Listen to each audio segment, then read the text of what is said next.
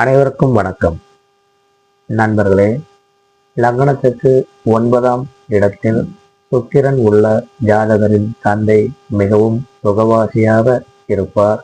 இவர்களுக்கு பூர்வீக சொத்துக்கள் உண்டு. ஜாதகர் நல்ல வசதி வாய்ப்புடன் சுகமாக இருப்பார்.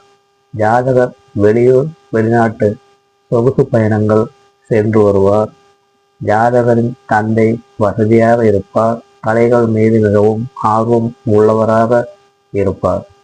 ஜாதகர் பெண் தெய்வ வழிபாடு, பெண் தெய்வ உபாசனை செய்பவராக இருப்பார்.